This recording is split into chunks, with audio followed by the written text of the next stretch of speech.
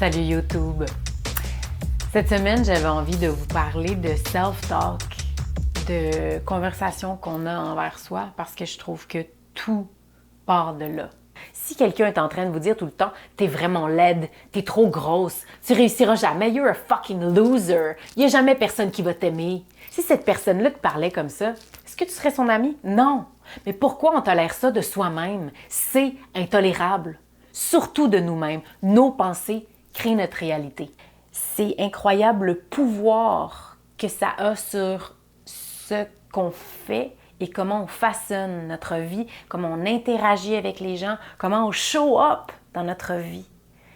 Donc, c'est vraiment important de devenir notre propre allié. Puis si on est notre bourreau, comme moi j'ai été pendant beaucoup trop longtemps, il faut reconditionner notre cerveau. C'est inacceptable que quelqu'un soit bully puis nous insulte constamment, mais pourtant, quelque chose qu'on ne tolérerait pas dans une relation avec quelqu'un d'extérieur, on le vit à tous les jours et on l'accepte et on le croit, c'est ça le pire! Le cerveau ne fait pas la distinction entre ce qu'on lui dit ou ce qui se passe pour vrai. C'est complètement fou. Tout part tout le temps de notre cerveau. Puis c'est absurde parce que on nous apprend pas comment il fonctionne, le cerveau. On nous apprend le théorème de Pythagore avant de nous expliquer comment fonctionne notre cerveau. Puis c'est ça qui régit toute notre vie, toutes nos relations, surtout notre relation avec soi. Donc aujourd'hui, je vous parle de self-talk. Moi, un des plus gros combats que j'ai dû faire dans ma vie, je dis combat parce que ça a vraiment été ça, mais c'était de changer mon dialogue interne, justement, de changer la façon que je me parlais. Je sais pas pour vous, c'est quoi les mots que vous vous dites constamment, mais moi, j'étais vraiment bonne dans « t'es trop vieille, t'es pas assez bonne, personne va jamais t'aimer, tu seras jamais à la hauteur, tu vas jamais réussir, pense-y même pas, un autre échec, tu mérites pas l'amour ». Ça partait beaucoup aussi de... Je me sentais jamais assez. Jamais assez rien. Jamais assez belle, jamais assez drôle, jamais assez intelligente, jamais assez pertinente, jamais assez talentueuse, jamais assez prête, jamais assez parfaite. Point. Ça m'a rendue profondément malade et malheureuse et ça a gardé mon cœur dans une prison. Je vivais constamment dans une cage. Il y a une étude qui a été faite par l'université UCLA. Ils ont quantifié le nombre de pensées qu'on a par jour. On aurait, semblerait-il, environ 70 000 pensées par jour. C'est fou quand même, 70 000, c'est énorme. Et là-dessus, 80 % seraient négatives. What? Et la statistique folle qui tue, c'est 98 % de ces pensées-là viennent de la veille.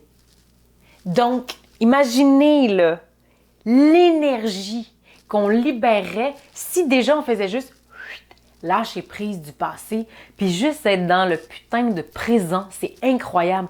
Pourquoi on est si négatif? Pourquoi notre cerveau va si facilement dans des pensées négatives? C'est encore lié à notre instinct de survie. Instinct de survie! Quoi? Et à la peur dont je vous parlais la semaine passée.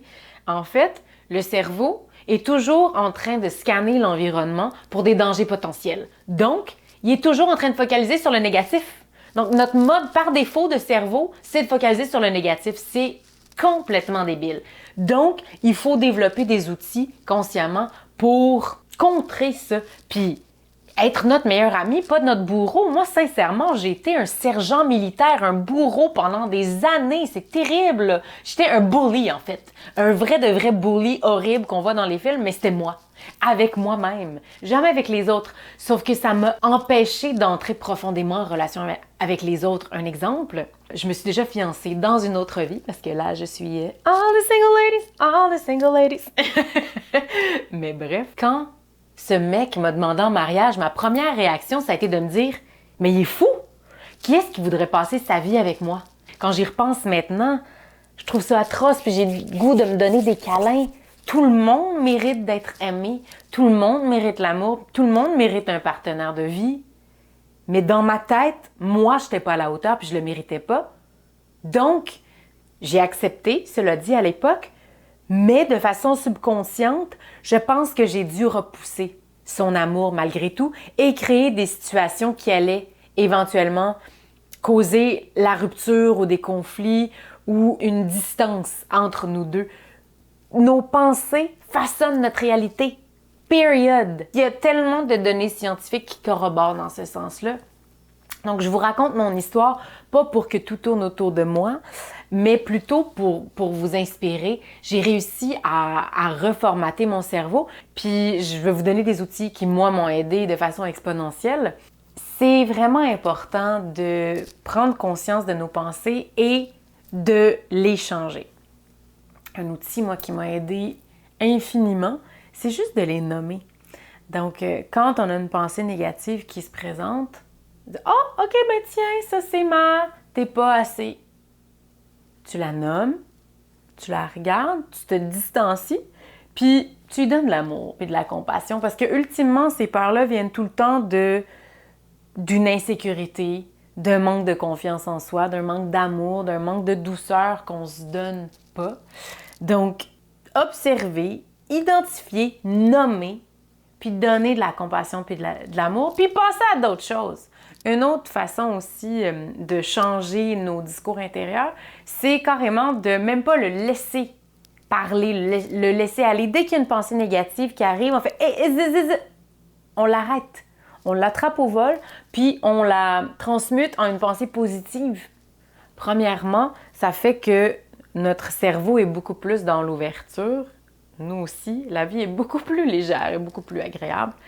Ça a même été prouvé statistiquement que les gens qui ont une vision optimiste de la vie ont moins de chances de mourir de maladies cardiovasculaires, un système immunitaire beaucoup plus fort, combattent mieux la grippe, c'est complètement fou, et vivent plus vieux et plus longtemps aussi. Puis de toute façon, à quoi bon vivre longtemps et vieux quand on est profondément malheureux? Moi, j'ai appris à choisir le bonheur, puis à le nourrir, puis à le conditionner. J'ai envie de partager ça avec vous. Une autre chose qui aide énormément, c'est la méditation. Moi, la méditation, ça a carrément changé ma vie. Puis je pense que ça va changer la vôtre aussi. Tout le monde devrait méditer. C'est quelque chose qu'on devrait nous enseigner dès l'enfance. On devrait tous méditer tous les jours. Puis si on ne le fait pas tous les jours, d'ailleurs, on n'a pas tant les bénéfices. Je vous mets au défi là, de méditer pendant 10 jours de suite. Puis d'observer comment vous vous portez, comment vos pensées se portent, comment votre niveau de stress, votre santé, votre énergie, votre bonne humeur, comment tout ça s'est transformé.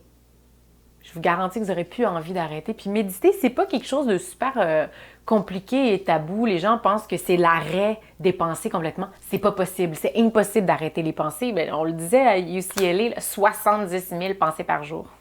C'est débile. La méditation, c'est plutôt de focaliser notre attention sur une seule et même chose et de distancer les pensées. Le Dalai Lama expliquait dans une entrevue que c'est de laisser les moments de vide s'étirer, s'allonger le plus possible entre chaque pensée. Une autre chose aussi qui aide à changer notre dialogue intérieur, c'est d'arrêter de se juger. On est tellement dur envers nous. Moi, c'est complètement dingue. J'étais tarée, là. J'étais une sergente militaire, toujours en train de me dire « Mais t'as pas été assez bonne, t'as pas été à la hauteur », toujours en train de m'observer puis de me dénigrer. C'était terrible. Sincèrement, je ne pensais pas que je méritais l'amour, ni de l'extérieur, ni de l'intérieur. Mais une vie sans amour, c'est une vie qui s'atrophie. C'est une vie en cage. On est des bêtes de connexion, on est des bêtes sociales, on a besoin de ça et on a besoin d'amour. Et la base de la vie, c'est l'amour. All you need is love.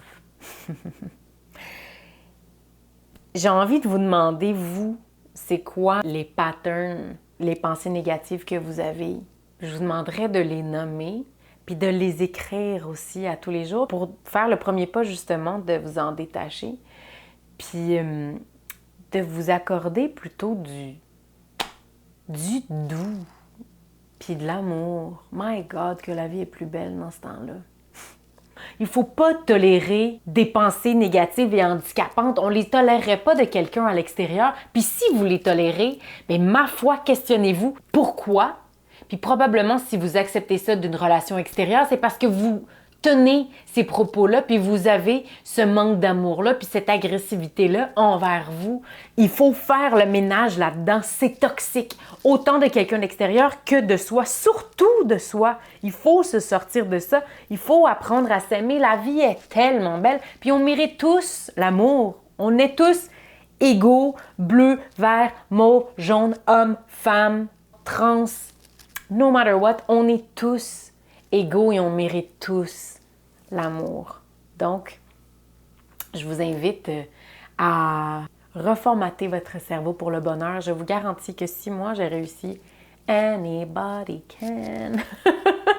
Mais ça s'est fait par des habitudes quotidienne. C'est vraiment impératif. Si on veut reformater notre cerveau, c'est surtout le cerveau subconscient, il faut le faire sur une base journalière. Et le meilleur moment de le faire, c'est le matin au réveil. Pourquoi? Parce que le cerveau est encore en onde bêta, donc il n'est pas encore complètement dans le conscient, il est encore dans le subconscient.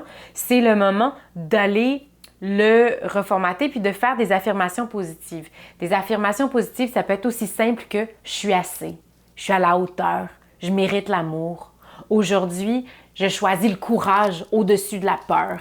I am a badass. Ça peut être ça aussi. Puis des affirmations qui vous font du bien, faites pas seulement les répéter, écrivez-les. Écrivez-les dans votre miroir si ça vous aide, dans votre rétroviseur.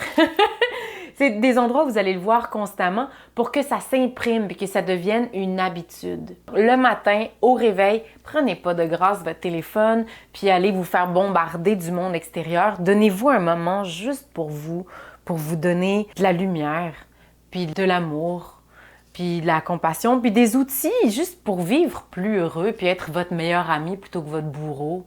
Je vous laisse avec un quote de Einstein. Einstein, j'ai l'air brillante, hein? Citant Einstein, il disait « La décision la plus importante qu'on doit prendre, c'est si on vit dans un monde hostile ou dans un monde amical.